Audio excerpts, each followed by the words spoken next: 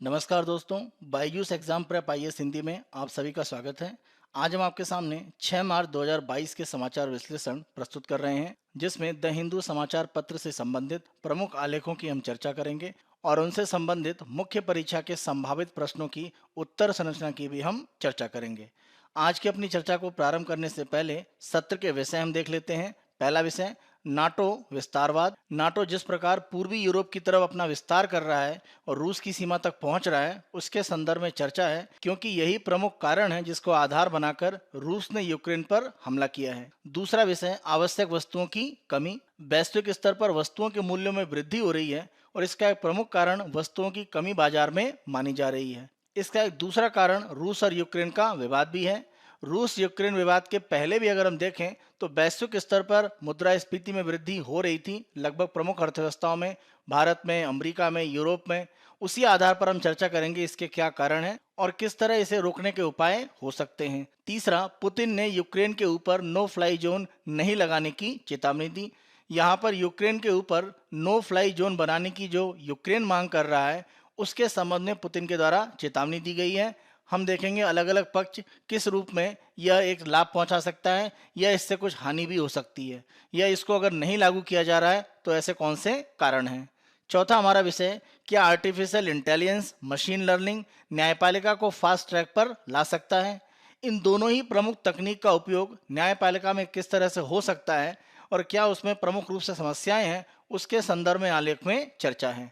अंतिम हमारा आलेख है चीन द्वारा सैन्य खर्च में 7.1% की वृद्धि, और उन्होंने अपने जीडीपी विकास दर का जो लक्ष्य है वो 5.5% निर्धारित किया है। अंत में हमारी चर्चा के आधार पर मुख्य परीक्षा के जो संभावित प्रश्न होंगे उनकी उत्तर संरचना की हम चर्चा करेंगे। आज के पहले विषय को हम देखते हैं, mission creep on NATO expansionism. यह आलेख पृष्ठ संख्या 11 पर और सामान्य अध्ययन के द्वितीय प्रश्न पत्र में अंतर्राष्ट्रीय संबंध से संबंधित है। नाटो की स्थापना 4 अप्रैल 1949 को जब की गई थी तो नाटो की तरफ से 3 प्रमुख लक्ष्यों की बात की गई थी, और ये 3 प्रमुख लक्ष्य माने जाते हैं जब भी हम नाटो की स्थापना के संबंध में कारणों पर जाते हैं। पहला, सोवियत विस्तारवाद को रोकना। जिस तरह से द्वितीय विश्व युद्ध में सोवियत संघ ने एक प्रमुख भूमिका निभाई थी जर्मनी को हराने में, और 1945 के बाद की स्थितियों में दुनिया संयुक्त राज्य अमेरिका और सोवियत संघ 2 ध्रुवों में बंट चुकी थी। यहाँ पर नाटो का यह प्रयास था कि सोवियत संघ का विस्तार ज्यादा ना हो पाए और यूरोप के जो प्रमुख देश हैं, जो मध्य यूरोप या पश्चिमी यूरोप में रहते हैं, उन पर सोवियत संघ का ज्यादा प्रभाव ना हो पाए। सोवियत संघ अपने आप को, अगर हम यूरोप के भाग को पूरी तरह से देखें तो यूरोप का एक तरह से जो पूर्वी भाग है वह प्रमुख रूप से सोवियत संघ के साथ में एक सीमा बनाता है। तो यहाँ पर नाटो का प्रयास ये था कि सोवियत संघ अपने आप को पश्चिम की तरफ विस्तारित ना करे, और इसके लिए प्रमुख रूप से नाटो काम कर रहा था। यानी सोवियत संघ विस्तारित ना हो, जहां तक वो सीमित है वहीं पर रहे और बहुत अधिक पूर्वी यूरोप के देशों में अपने प्रभाव को वह बढ़ाए। दूसरा प्रमुख कारण था यूरोप महाद्वीप पर एक मजबूत उत्तरी अमेरिकी उपस्थिति के माध्यम से यूरोप में राष्ट्रवादी सैन्यवाद के पुनरुद्धार को रोकना।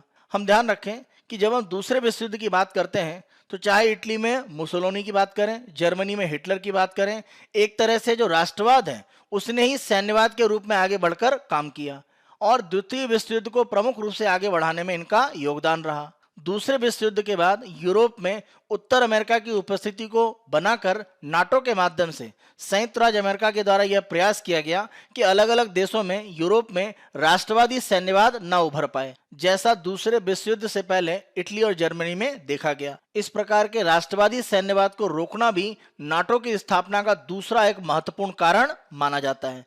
तीसरा प्रमुख कारण है यूरोपीय राजनीतिक एकीकरण को प्रोत्साहित करना, यानी यूरोपीय देशों में जो एकता है उसको बढ़ावा देना। नाटो के द्वारा यूरोपीय देशों को सुरक्षा प्रदान करने का काम जो किया जा रहा था, उससे प्रमुख रूप से उनके राजनीतिक एकीकरण के लिए एक आधार बना, क्योंकि सुरक्षा को लेकर अब उनकी चिंताएं कम थी। तो यह भी एक तरह से प्रमुख उद्देश्य माना जाता है नाटो की स्थापना का। इन तीनों अगर हम कारणों में देखें तो प्रमुख रूप से नाजी संकट जो जर्मनी में एक तरह से हिटलर के कारण आगे बढ़ा और दूसरे विश्व युद्ध में बड़े पैमाने पर यूरोप में जो विनाश हुआ, उन सब ने एक तरह से नाटो के जो संस्थापक हैं उनको काफी प्रभावित किया, और यही नाटो की स्थापना करने के लिए एक बड़े आधार के रूप में उत्तरदायी माना जाता है। नाटो हमेशा इस बात का खंडन करता रहा है कि इसकी स्थापना के लिए सोवियत संघ का जो खतरा यूरोप की सुरक्षा को लेकर है, नाटो आंशिक रूप से इसको कारण अवश्य मानता है, लेकिन सबसे महत्वपूर्ण कारण नहीं है। नाटो का यह कहना है कि सैन्य सहयोग और सामूहिक जो सुरक्षा है उसको मजबूत देना प्रमुख रूप से नाटो का उद्देश्य था। संधि में स्पष्ट रूप से कहा गया है कि नाटो के सदस्य एक या अन्य सदस्य उनके ऊपर अगर कोई सशस्त्र हमला होता है तो यह हमला नाटो के खिलाफ माना जाएगा और इसके खिलाफ कार्रवाई करने के लिए जो भी नाटो के सहयोगी हैं या नाटो के देश हैं वह प्रमुख रूप से कार्रवाई करेंगे जैसा वह आवश्यक समझते हैं। और इसमें सशस्त्र बल का जो उपयोग है वह भी जवाबी कार्रवाई में किया जा सकता है। अनुच्छेद 5 के आधार पर हम कह सकते हैं कि नाटो प्रमुख रूप से सैन्य सहयोग और सामूहिक रक्षा के लिए बनाया गया संगठन था। 1949 में नाटो के गठन के बाद ऐसा नहीं है कि सोवियत संघ के द्वारा इसके खिलाफ कोई जवाबी कार्रवाई नहीं की गई, क्योंकि नाटो की स्थापना का मतलब है कि सम्मिलित रूप में सोवियत संघ का मुकाबला करने के लिए एक संगठन बना दिया गया। यह अलग बात है कि नाटो इसको स्वीकार नहीं कर रहा है, लेकिन सोवियत संघ ऐसा ही मानता था। और इसी आधार पर 1955 में जब शीत युद्ध आप कह सकते हैं धीरे धीरे तेज हो रहा था, यानी संयुक्त राज्य अमेरिका और साथ साथ सोवियत संघ एक दूसरे के खिलाफ कार्रवाई कर रहे थे और अपने अपने समूह में अधिक से अधिक सहयोगी देशों को शामिल कर रहे थे। और इसी कड़ी में 1955 में वारसा संधि की एक तरह से स्थापना की गई, जिसको वारसा पैक्ट भी कहा जाता है। इसमें प्रमुख रूप से सोवियत संघ ने मध्य और पूर्वी यूरोप के जो समाजवादी गणराज्य हैं उनको शामिल किया। इसमें अल्बानिया भी शामिल था, लेकिन 1968 में वह अलग हो गया। इसके अलावा अगर हम देखें तो बुल्गारिया, चेकोस्लोवाकिया, पूर्वी जर्मनी, हंगरी, पोलैंड और रोमानिया, इसके साथ साथ सोवियत संघ तो इसका भाग था ही। वारसा संधि को सोवियत संघ ने अनिवार्य रूप से एक राजनीतिक सैन्य गठबंधन माना और इसका प्रमुख रूप से उद्देश्य नाटो के लिए एक प्रत्यक्ष रणनीति प्रतिकार करना था और इस रूप में वारसा संधि को एक तरह से स्वीकार किया जाता है। दूसरे विश्व युद्ध के बाद जर्मनी का एक तरह से जो विभाजन है वो पूर्वी और पश्चिमी जर्मनी के रूप में हुआ, जिसमें पूर्वी जर्मनी का भाग प्रमुख रूप से सोवियत संघ के साथ और पश्चिमी जर्मनी का भाग अमेरिका का जो समूह था यानी प्रमुख रूप से नाटो के करीब माना जाता था। और इसी स्थिति को अगर हम देखें तो वारसा संधि में पूर्वी जर्मनी शामिल है, जहां पर एक तरह से सोवियत संघ का नियंत्रण था और जर्मनी का जो संघीय गणराज्य था जिसको हम पश्चिमी जर्मनी का भाग कहते हैं वह मई 1955 में नाटो में शामिल हो गया। क्योंकि एक तरह से जर्मनी का एक हिस्सा सोवियत संघ के समूह वारसा संधि में था, तो पश्चिमी जो भाग था जर्मनी का वह इसीलिए नाटो के साथ में शामिल हो गया। तो आप कह सकते हैं टकराव की जो स्थिति है वह 1955 के बाद और ज्यादा प्रबल हो गई। जैसा अभी हमने चर्चा किया कि मई 1955 में पश्चिमी जर्मनी एक तरह से नाटो में शामिल हो गया। इस आधार पर मॉस्को को, जो सोवियत संघ की राजधानी है, उसको एक तरह से अनुभव होने लगा कि उसकी सीमा पर एक मजबूत और पुनर्गठित पश्चिमी जर्मनी स्थापित हो रहा है और ये उसकी सुरक्षा के लिए खतरा हो सकता है। और इस आधार पर नाटो का जो विरोध है वो सोवियत संघ के द्वारा बढ़ा दिया गया। 1955 में जब वारसा संधि का गठन सोवियत संघ के द्वारा किया गया, उद्देश्य यही था कि एक एकीकृत बहुपक्षीय राजनीतिक और सैन्य गठबंधन के रूप में वारसा संधि को स्थापित किया जाए, जिससे पूर्वी यूरोपीय देशों की जो राजधानियां हैं यानी पूर्वी यूरोपीय देशों का जो राजनीतिक तंत्र है वह सोवियत संघ के ज्यादा निकट रहे। और शीत युद्ध की स्थिति में अगर हम देखें तो यह लगातार बना रहा। वारसा संधि के माध्यम से सोवियत संघ का प्रयास यह था कि पूर्वी यूरोप के जो देश हैं उनको सोवियत संघ के नजदीक रखा जाए और इस आधार पर वारसा संधि को एकीकृत बहुपक्षीय राजनीतिक और सैन्य गठबंधन के रूप में स्थापित किया गया। वारसा संधि को सोवियत संघ के द्वारा प्रमुख रूप से राजनीतिक और सैन्य गठबंधन का एक नाम दिया गया था नाटो के विरोध में। इसका एक दूसरा पक्ष यह भी था कि सोवियत संघ के द्वारा जिन देशों को वारसा संधि में शामिल किया गया था उन देशों में किसी भी प्रकार के नागरिक विद्रोह, असंतोष, उसको रोकने का एक तरह से वो प्रयास करता था इस संधि के माध्यम से।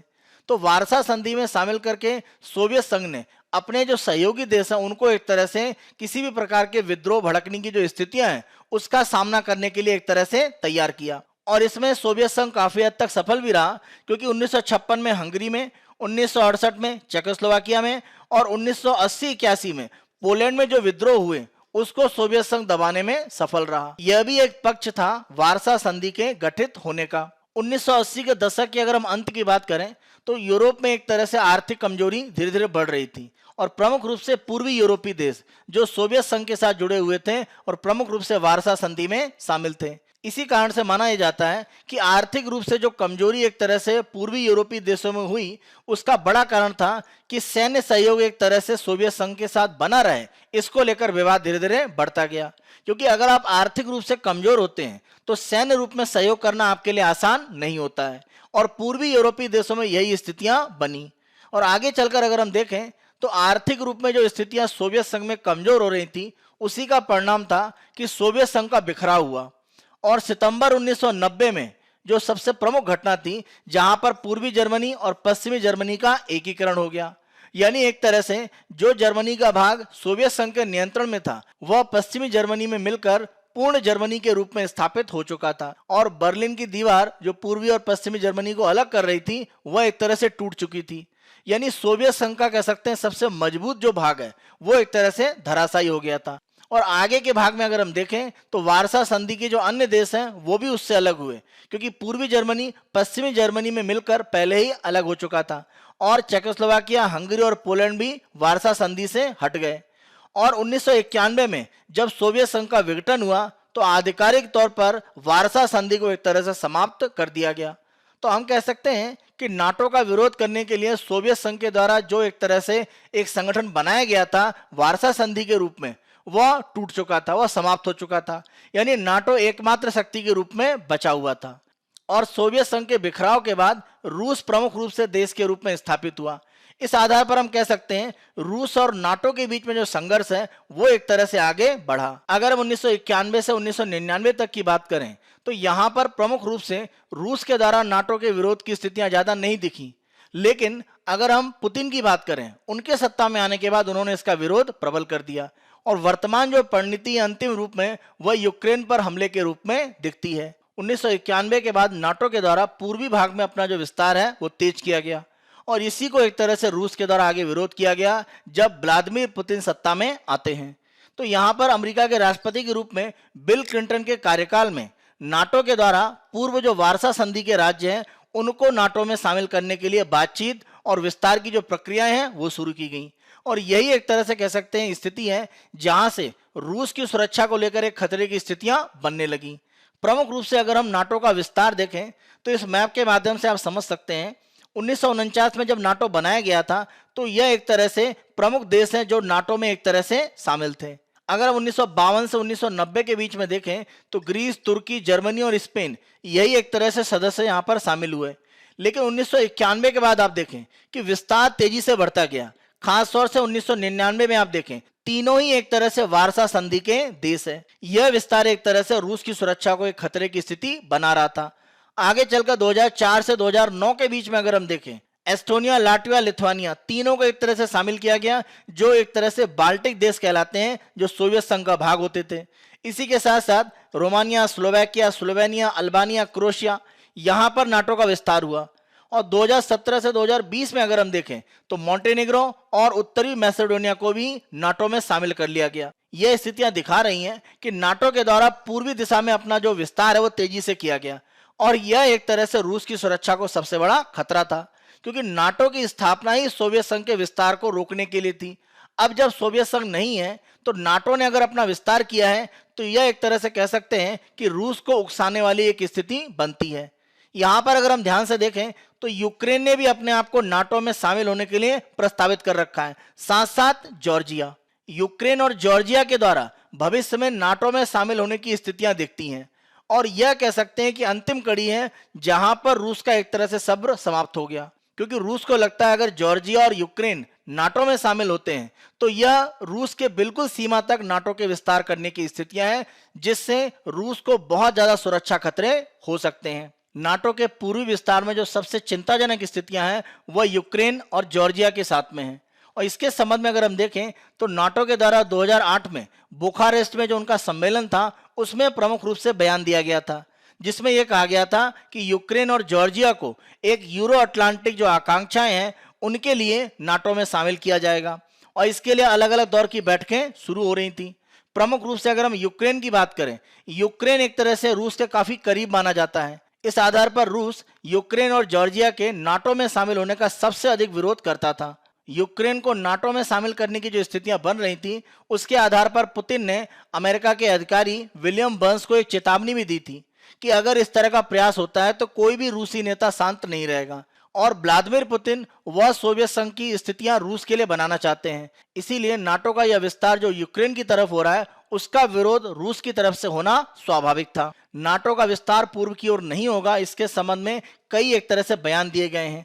प्रमुख रूप से अगर हम अमेरिकी विदेश मंत्री जेम्स वेकर का फरवरी 1990 का बयान देखें, जिसमें उन्होंने सोवियत उस समय के नेता मिखाइल गोर्बाचेव को यह कहा था कि नाटो की सेना के लिए नाटो के अधिकार क्षेत्र का 1 इंच पूर्व में कोई विस्तार नहीं होगा। यानी वह पूरब की ओर नाटो के किसी विस्तार के खिलाफ थे और वह कह रहे थे कि इस तरह का विस्तार नहीं होगा, लेकिन आगे किया गया। जेम्स बेकर के द्वारा यह जो बयान दिया गया था जिसमें नाटो के पूर्वी विस्तार की बात मना की गई थी, इसका अगर हम प्रमुख रूप से आधार देखें तो इसका आधार यह कहा जाता है कि 1990 की शुरुआत में 2+4 की जो कूटनीति थी उसके संदर्भ में यह बयान दिया गया था। जब हम 2+4 की कूटनीति 1990 के दशक में मानते हैं तो इसमें पूर्वी और पश्चिमी जर्मनी एक तरह से 2 भाग हो जाते हैं और साथ साथ संयुक्त राज्य अमेरिका, फ्रांस, सोवियत संघ और यूनाइटेड किंगडम, ये 4 भाग हो जाते हैं। तो इसी को हम 2+4 एक तरह से कूटनीति बोलते हैं।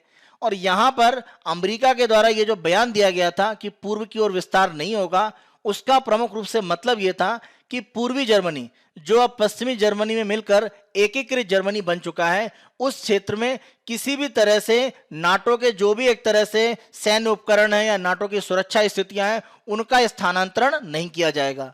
यहां पर अमेरिका के द्वारा यह नहीं कहा गया कि पूर्वी यूरोपीय देशों में नाटो का विस्तार नहीं होगा। यहां हम यह कह सकते हैं कि पूर्वी जर्मनी के क्षेत्र जो एक तरह से सोवियत संघ के साथ में शामिल थे, वहां पर नाटो का विस्तार नहीं होगा। 1990 में जब अमेरिका ने आश्वासन दिया था कि पूर्व की ओर नाटो का विस्तार नहीं होगा, तो इस संदर्भ में था। उनका यह मतलब नहीं था कि पूर्वी देशों की ओर नाटो का विस्तार नहीं होगा।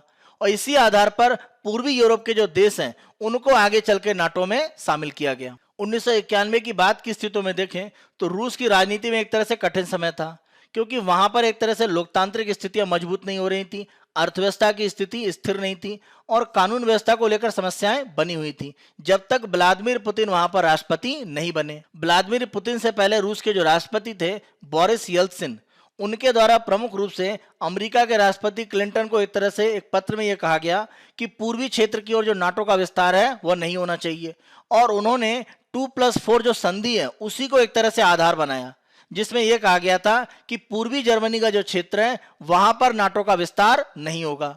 और इसी आधार पर पूर्वी यूरोपीय देशों में नाटो का जो विस्तार हो रहा था उसको रोकने के लिए येल्त्सिन के द्वारा प्रयास किए गए, लेकिन ये सफल नहीं थे, क्योंकि येल्त्सिन उतने मजबूत नेता नहीं थे।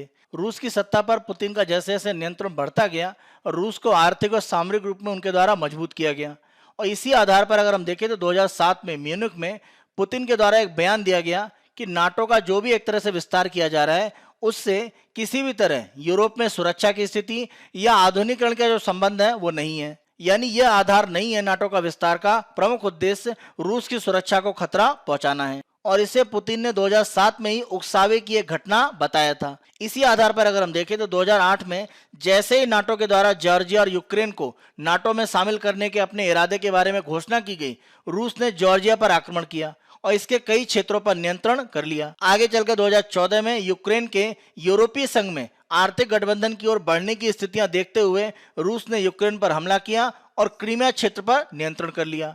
वर्तमान में रूस का 2022 में ये जो हमला यूक्रेन पर हुआ है, इसको हम 2008 के बाद की एक कड़ी कह सकते हैं, जिसमें जॉर्जिया यूक्रेन पर पहले हमले हो चुके हैं और नाटो का पूर्व की ओर विस्तार बढ़ता रहा और उस पर लगाम नहीं लगाई गई तो रूस के द्वारा इस तरह की स्थितियां लगातार की जाएंगी, क्योंकि रूस अपनी सुरक्षा के साथ अब समझौता नहीं कर सकता है और पुतिन के नेतृत्व में रूस की शक्ति आर्थिक और सामरिक रूप में अब ज्यादा प्रभावी है, बजाय 90 के दशक में जब एक तरह से नया नया रूस का निर्माण हुआ था। आज के हम अपने दूसरे आलेख को देखते हैं, कमोडिटी क्रंच। यहाँ पर वैश्विक स्तर पर वस्तुओं के मूल्यों में एक तेजी से वृद्धि हो रही है और प्रमुख रूप से रूस यूक्रेन का जो विवाद है उसको एक कारण माना जा रहा है। इसके अतिरिक्त अन्य भी प्रमुख कारण है। वस्तुओं के जो व्यापारी हैं वो रूस से तेल और अन्य वस्तुओं को खरीदते हैं, तो वर्तमान स्थितियों में उनके द्वारा यह खरीद नहीं की जा रही है। इसका कारण यह है कि पश्चिमी सरकारों के द्वारा जो प्रतिबंध लगाए गए हैं, इसके आधार पर वो इस खरीदे हुए सामान को वैश्विक बाजार में नहीं बेच सकते हैं। इसका प्रमुख कारण यह है कि रूस और यूरोपीय संघ के द्वारा मिलकर रूसी बैंकों को स्विफ्ट जो नेटवर्क है उससे अलग किया गया है, जो वैश्विक स्तर पर भुगतान की एक तंत्र है। और साथ साथ रूस का जो विदेशी मुद्रा भंडार है उसको भी फ्रीज करके उसका रूस की अर्थव्यवस्था में उपयोग करने की जो स्थितियां हैं उसको कमजोर कर दिया है। हम ध्यान रखें, जो भी वैश्विक व्यापार रूस का होता है वो बड़े पैमाने पर डॉलर में ही होता है, क्योंकि विश्व में व्यापार की प्रमुख मुद्रा डॉलर है। जब हम स्विफ्ट की बात करते हैं, यानी society for world wide inter bank financial telecommunication, इसके द्वारा दुनिया में जो बैंक हैं उनके बीच में वित्तीय लेन देन और भुगतान की स्थितियां बनाई जाती हैं। लगभग 200 देशों के बीच में स्विफ्ट के द्वारा अंतर बैंक प्रणालियों से जो लेन देन है वो किया जाता है। वर्तमान में रूस के 7 प्रमुख जो बैंक हैं उनको स्विफ्ट के सिस्टम से अलग कर दिया गया है, यानी इन बैंकों के द्वारा स्विफ्ट के माध्यम से किसी भी तरह का जो लेन देन है अलग अलग संस्थाओं से, उधारदाताओं से नहीं किया जा सकता है। इससे रूस की आर्थिक स्थिति पर नुकसान पहुंचेगा और वो वैश्विक व्यापार की स्थितियों में कमजोर होगा। वैश्विक स्तर पर अगर हम देखें तो अधिकांश जो अंतर्राष्ट्रीय व्यापारिक लेन देन है अमेरिकी डॉलर में होता है और इसमें अमेरिकी बैंक प्रमुख रूप से शामिल हैं। और स्विफ्ट नेटवर्क से रूस को बाहर करने का मतलब है कि इस तरह के लेन देन करने की क्षमता रूस की बहुत न्यूनतम हो जाएगी। और इस आधार पर अगर रूस आर्थिक रूप में कमजोर होता है, वहां से व्यापारिक गतिविधियां नहीं होती हैं, तो जो वस्तुएं रूस से अंतर्राष्ट्रीय बाजार में जाती हैं, खासतौर से अगर हम कच्चे तेल की बात करें, प्राकृतिक गैस की बात करें, तो उसकी कमी होगी और इसके आधार पर वस्तुओं के मूल्य बढ़ सकते हैं। अगर हम 2020 का आंकड़ा देखें तो रूस ने दुनिया में जो कच्चा तेल उत्पादित होता है उसका 12% और प्राकृतिक गैस का 16% उत्पादित किया। इसी के साथ साथ दुनिया का लगभग आधा पैलेडियम, एक चमकदार सफेद धातु होती है जिसका उत्प्रेरक कन्वर्टर्स में प्रमुख रूप से उपयोग किया जाता है। और जितने भी कार होती हैं उनकी जो निकास प्रणाली होती है उसके एक हिस्से के रूप में जो उत्सर्जन को नियंत्रित करता है, पैलेडियम का प्रमुख रूप से उपयोग किया जाता है। यानी अगर पैलेडियम की आपूर्ति एक तरह से वैश्विक बाजार में रूस के माध्यम से नहीं होगी तो हमारा जो ऑटोमोबाइल का बाजार है दुनिया में उस पर प्रभाव पड़ेगा और यह कीमतों में एक तरह से वृद्धि कर सकता है। यूक्रेन विश्व में गेहूं निर्यात का लगभग 12% करता है और विश्व में अगर मक्का निर्यात की बात करें उसका 13% भाग, यानी यह आपूर्ति यूक्रेन के माध्यम से नहीं पहुंचेगी और इस आधार पर अंतर्राष्ट्रीय बाजार में गेहूं के और मक्के के मूल्य बढ़ सकते हैं और यह खाद्य वस्तुओं में मुद्रास्फीति बढ़ा सकता है। यूक्रेन के द्वारा 2019 में चीन में जो भी मक्के की मांग थी उसका 90% एक तरह से आयात किया था। इस प्रकार अगर हम देखें तो चाहे हम कच्चे तेल की बात करें, प्राकृतिक गैस की बात करें, पैलेडियम की बात करें, गेहूं मक्के की बात करें, इस तरह की अगर आपूर्ति में व्यवधान पड़ता है तो वैश्विक स्तर पर वस्तु की कीमतें बढ़ती हैं। यहाँ पर हमें ध्यान रखना पड़ेगा कि रूस यूक्रेन का जो विवाद है उसके पहले की स्थितियां भी हैं जो वैश्विक स्तर पर एक तरह से मूल्य वृद्धि के लिए उत्तरदायी हैं। 2021 के बाद की स्थितियों में अगर हम देखें तो जैसे जैसे कोविड-19 के बाद लॉकडाउन की स्थितियां हट रही थी और अर्थव्यवस्थाएं एक तरह से खुल रही थी, जो भी वस्तुएं हैं, कमोडिटीज हैं, उनके एक तरह से मूल्यों में धीरे धीरे वृद्धि देखी गई। कोविड-19 के कारण जो भी एक तरह से आपूर्ति श्रृंखलाओं की बाधा थी उसको दूर होने में और सामान्य स्थिति में आने में कुछ समय लग रहा था, यानी जो भी माल की आपूर्ति थी वो सीमित थी और एक तरह से जैसे अर्थव्यवस्था खुली तो आपूर्ति बाजार में उतनी नहीं हुई जितनी एक तरह से मांग थी।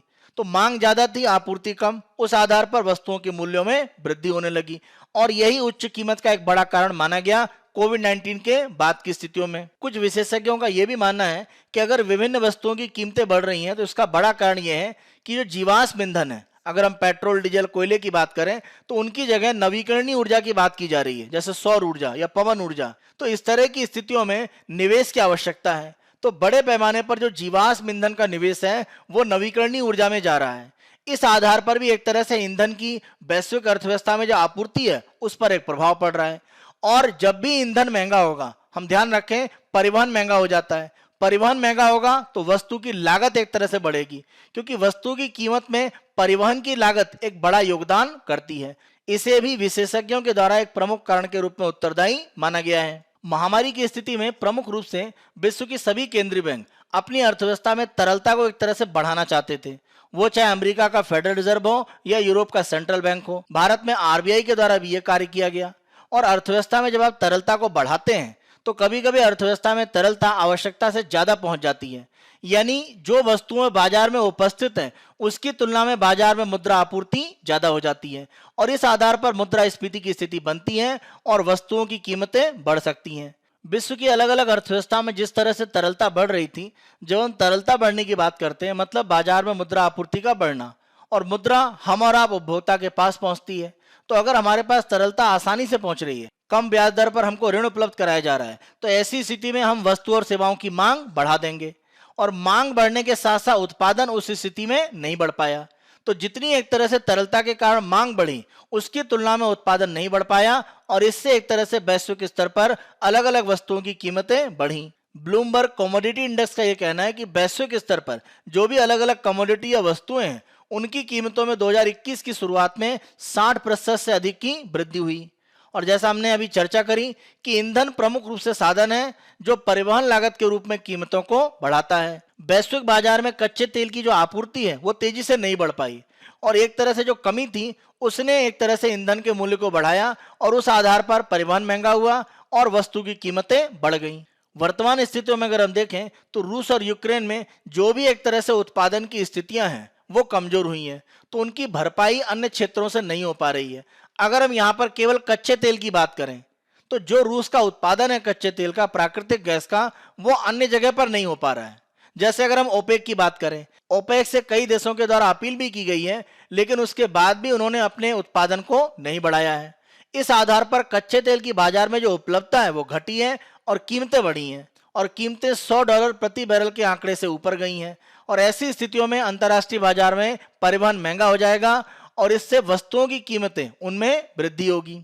आगे के अगर हम प्रभावों की बात करें तो अगर यह युद्ध जल्द समाप्त नहीं हुआ तो एक तरह से वैश्विक स्थिति पर प्रभाव बढ़ेगा और वस्तुओं की कीमतों में और ज्यादा वृद्धि होगी। हमें ध्यान रखना पड़ेगा कि रूस की जो अर्थव्यवस्था है वो दुनिया की बाकी अर्थव्यवस्थाओं से जुड़ी हुई है। अगर उसको अलग करने के प्रयास किए जाएंगे तो इससे अलग अलग व्यवसाय या उपभोक्ता जहां पर वस्तु या कच्चा माल रूस के द्वारा आपूर्ति किया जाता है वह प्रभावित होगा और इस आधार पर वैश्विक अर्थव्यवस्था पर प्रभाव पड़ेगा। रूस की अर्थव्यवस्था पर प्रभाव तो पड़ेगा ही, तो रूसी अर्थव्यवस्था पर जो निर्भरता अन्य देशों की है उनके लिए भी समस्याएं बढ़ सकती हैं। जैसे अगर हम जर्मनी की बात करें तो रूस से आने वाली ऊर्जा आपूर्ति पर काफी हद तक निर्भर करता है और यही एक बड़ा कारण है कि अभी तक रूस के कच्चे तेल और प्राकृतिक गैस का जो निर्यात है उस पर प्रतिबंध नहीं लगाया गया है, क्योंकि इसका विकल्प हमारे पास नहीं है। इस संघर्ष में हमें ध्यान रखना होगा केवल रूस ही नहीं, वैश्विक अर्थव्यवस्था को नुकसान होगा अगर युद्ध की स्थितियां और प्रतिबंधों की स्थितियां बढ़ती हैं। और माना यह जा रहा है कि आने वाले समय में अगर यही स्थिति रहती है तो कीमतें तेजी से बढ़ेंगी और मुद्रास्फीति जनित जो मंदी है उसका एक जोखिम हो सकता है, यानी उच्च मूल्य की मुद्रास्फीति होगी लेकिन विकास कम होगा। तो इस तरह की जो स्थितियां वो अर्थव्यवस्थाओं में आ सकती हैं वैश्विक स्तर पर। उसको रोकने के लिए वर्तमान जो संघर्ष की स्थितियां हैं उसको रोककर और जो भी एक तरह से आपूर्ति श्रृंखला में समस्याएं हैं उनको दूर करने के प्रयास करने होंगे। अगला आलेख हम देखते हैं, Putin warns against imposing any no fly zone over Ukraine. यहाँ पर रूसी राष्ट्रपति व्लादिमीर पुतिन के द्वारा यूक्रेन के ऊपर नो फ्लाई जोन बनाने की जो स्थितियां हैं उसका विरोध किया गया है और इसके खिलाफ एक तरह से चेतावनी दी गई है। जब हम नो फ्लाई जोन की बात करते हैं इसका मतलब यह है कि यूक्रेन के ऊपर जो अनधिकृत विमान है वो उड़ान नहीं भर सकते हैं, यानी जिनको अधिकृत किया जाएगा वही यूक्रेन में उड़ान भर सकते हैं। अन्य विमान यूक्रेन की सीमा के अंदर किसी भी तरह से उड़ान नहीं भर पाएंगे। वैश्विक स्तर पर अगर हम देखें तो 1991 के खाड़ी युद्ध के बाद 1993-95 में बोस्निया हर्जेगोविना में गृह युद्ध के दौरान और 2011 में लीबिया का जो गृह युद्ध था उसके दौरान पश्चिमी देशों ने इस तरह के जो नो फ्लाई जोन के प्रतिबंध हैं वो इन क्षेत्रों में लगाए थे। नाटो के द्वारा या यूरोपीय देशों के द्वारा किसी भी रूप में अगर यूक्रेन के ऊपर नो फ्लाई जोन बनाया जाता है तो यह उनको रूस के साथ सीधे सैन्य संघर्ष में ला देगा। और ध्यान रखें, रूस एक परमाणु सशस्त्र महाशक्ति है और ऐसी स्थिति में यूरोप में एक परमाणु युद्ध जैसी स्थितियां भी बन सकती हैं और जो युद्ध वर्तमान में यूक्रेन की सीमा के अंदर ही है उसके यूरोप के अन्य क्षेत्रों में विस्तारित होने की संभावना बन जाएगी। इससे बचने के लिए अभी नो फ्लाई जोन जैसी घोषणाएं नहीं की जा रही हैं। अगर नो फ्लाई जोन की घोषणा नाटो करता है तो नाटो के जो पायलट हैं उन्हें रूसी विमानों को मार गिराने के लिए एक तरह से मजबूर किया जा सकता है और ये स्थितियां नाटो रूस के संघर्ष को बढ़ाएंगी। लड़ाकू विमानों के अलावा जब भी हम नो फ्लाई जोन की बात करते हैं तो नाटो को नो फ्लाई जोन स्थापित करने के लिए ईंधन भरने वाले टैंकर इलेक्ट्रॉनिक निगरानी विमान वो तैनात करने होंगे और इन अपेक्षाकृत धीमी उच्च उड़ान वाले विमानों की रक्षा के लिए नाटो को रूस और बेलारूस में सतह से हवा में मार करने वाली मिसाइल बैटरी को नष्ट करना होगा और यह एक बड़े संघर्ष की स्थिति को बना देगा। तो अगर आप नो फ्लाई जोन बनाना चाहते हैं तो ईंधन भरने वाले टैंकर और इलेक्ट्रॉनिक निगरानी विमान वो आपको तैनात करने पड़ेंगे, लेकिन इनको रूस और बेलारूस में जो भी एक मिसाइल तंत्र तैनात है उसका सामना करना पड़ेगा और ये स्थितियां रूस का नाटो के साथ सीधा संघर्ष बनाती हैं। इसी आधार पर नो फ्लाई जोन की स्थितियां अभी नहीं बन रही हैं और अगर ऐसा होता है तो यह संघर्ष को कम करने के बजाय विस्तारित करेगा। आज के अगले आलेख को देखते हैं। Can artificial intelligence machine learning put judiciary on the fast track. इस आलेख के माध्यम से नई हमारी जो तकनीकें हैं आर्टिफिशियल इंटेलिजेंस यानी कृत्रिम बुद्धिमत्ता और मशीन लर्निंग, उसका हम अपनी न्याय व्यवस्था में कैसे उपयोग कर सकते हैं। भारत की न्यायिक व्यवस्था में एआई यानी आर्टिफिशियल इंटेलिजेंस कृत्रिम बुद्धिमत्ता का उपयोग करने के लिए भारत के सर्वोच्च न्यायालय ने आर्टिफिशियल इंटेलिजेंस कमेटी का गठन किया है और इसने मुख्य रूप से न्यायिक दस्तावेजों के अनुवाद, कानूनी अनुसंधान सहायता और प्रक्रिया स्वचालन में कृत्रिम बुद्धिमत्ता तकनीक के जो अनुप्रयोग है उसके बारे में पहचान की है। यानी इन क्षेत्रों में कृत्रिम बुद्धिमत्ता का उपयोग भविष्य में किया जा सकता है। न्यायालय में जब भी किसी केस को इस तरह से लड़ा जाता है तो केस में उदाहरण पुराने जो भी अलग अलग न्यायालय के निर्णय होते हैं उनके आधार पर दिया जाता है, उनके उदाहरण दिए जाते हैं। तो विभिन्न प्रकार की जो कानूनी फर्म है वो इस तरह के जो न्यायिक निर्णय है उनकी मिसाल देने के लिए प्रक्रिया को तेज करना चाहते हैं और इसके लिए नई तकनीक का उपयोग किया जा रहा है। यानी अगर मान लीजिए कोई दहेज हत्या के संबंध का मामला है तो इसके संबंध में अलग अलग न्यायालय के जो निर्णय हैं उनको तकनीक के माध्यम से इकट्ठा किया जा सकता है और किसी भी केस में उसको एक मिसाल के रूप में, उदाहरण के रूप में दिया जा सकता है। तो इस तरह का जो उपयोग है वो कानूनी कंपनियां करने के लिए प्रयास कर रही हैं। मुंबई में स्थित रिवरस जो एक कानूनी तकनीक कंपनी है उसने मशीन लर्निंग का उपयोग बढ़ाया है और मशीन लर्निंग के माध्यम से विभिन्न प्रकार के मामलों की समझ को विकसित करना और जो भी समान प्रकार की सामग्री है उनका मेल करके और अंतिम रूप में जो निष्कर्ष है उसे निकालने की तकनीक मशीन लर्निंग के माध्यम से विकसित की जा रही है। मशीन लर्निंग के माध्यम से किसी भी एप्लीकेशन के लिए विभिन्न प्रकार के केस की जो स्थितियां हैं, उसमें जो निर्णय दिए गए हैं उनके संबंध में प्रशिक्षण एक तरह से दिया जाएगा।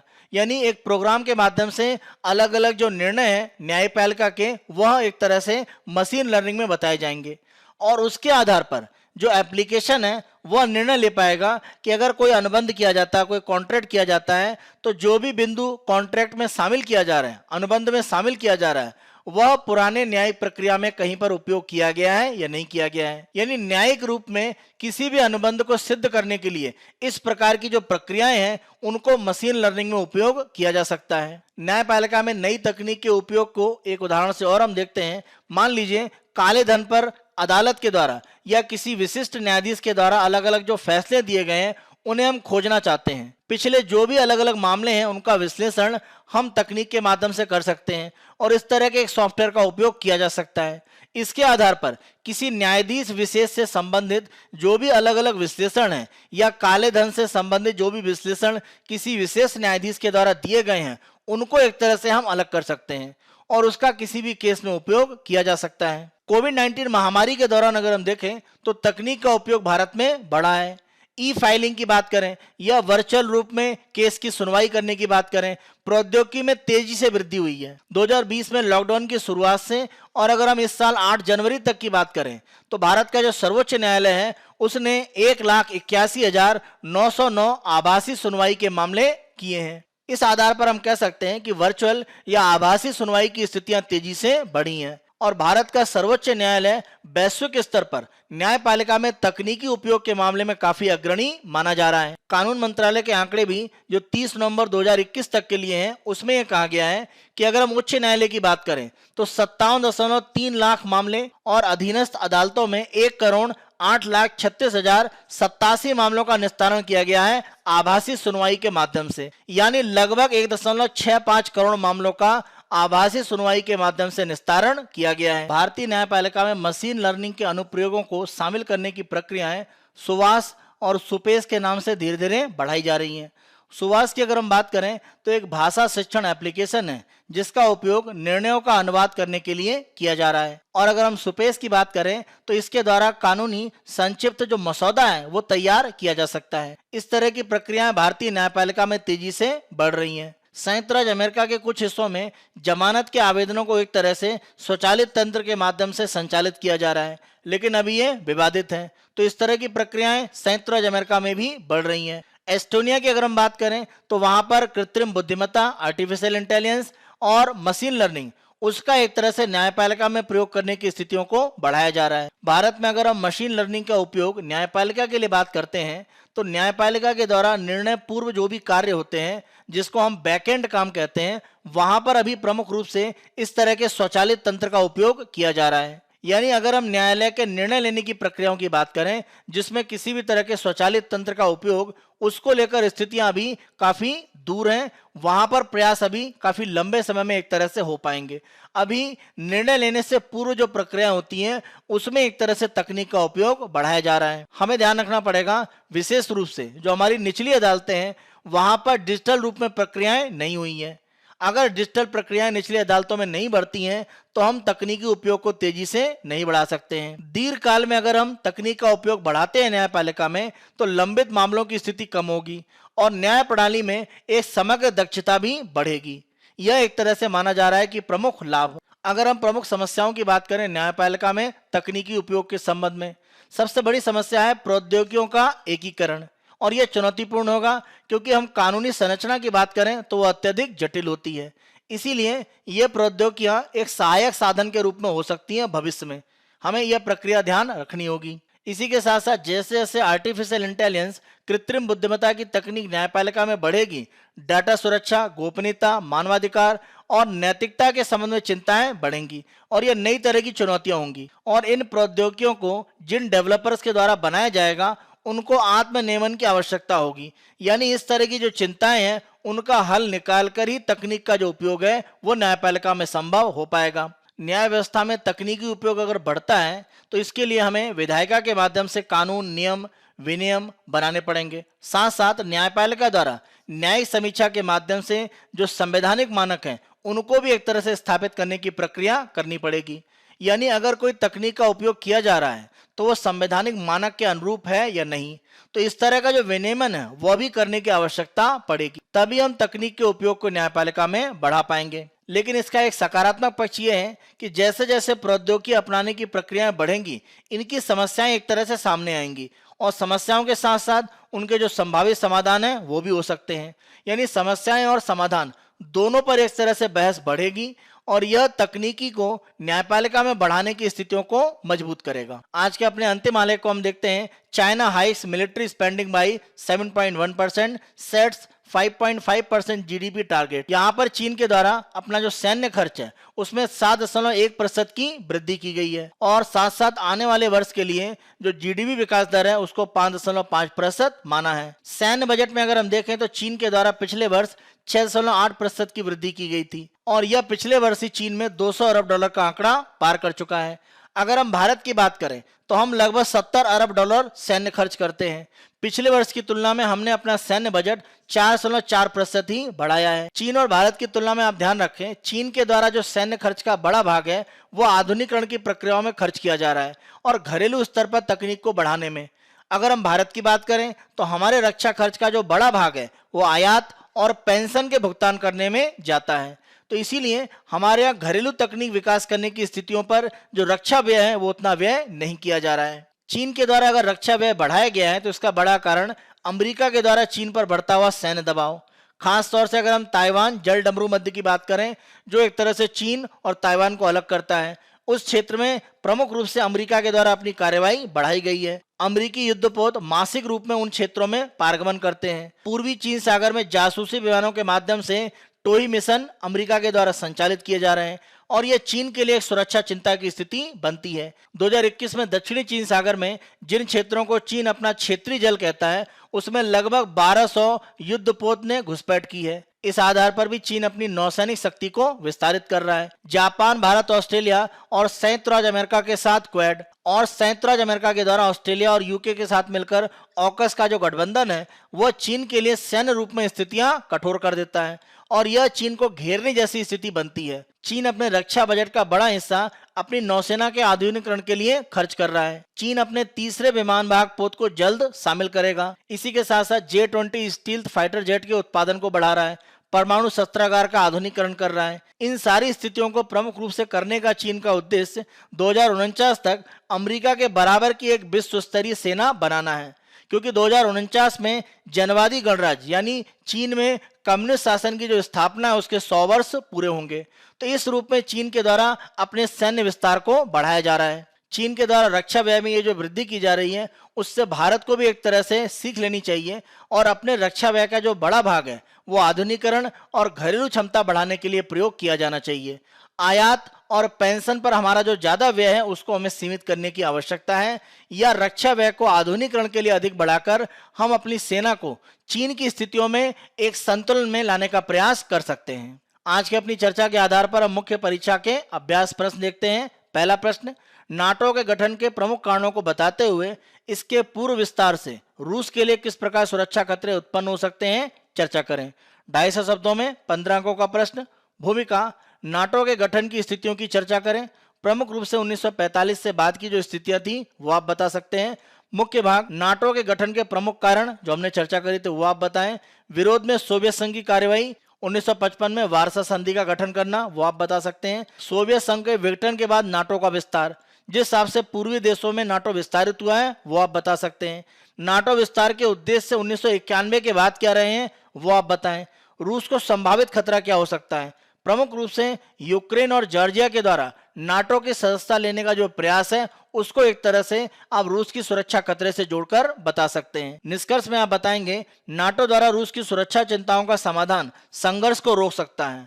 तो वर्तमान स्थितियों में जो संघर्ष दिख रहा है वह नाटो के साथ रुक सकता है अगर रूस की सुरक्षा को लेकर जो भी रूस की चिंताएं हैं उनका नाटो के द्वारा समाधान किया जाता है। दूसरा प्रश्न, विश्व में वस्तुओं की बढ़ती कीमतें केवल रूस यूक्रेन के विवाद के कारण नहीं है।